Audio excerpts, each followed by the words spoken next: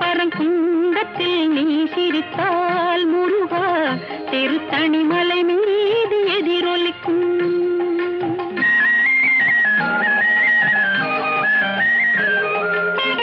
திருச்செந்தூரிலே வேலாடும் உன் திருப்புகழ் பாடியே கடலாடும்.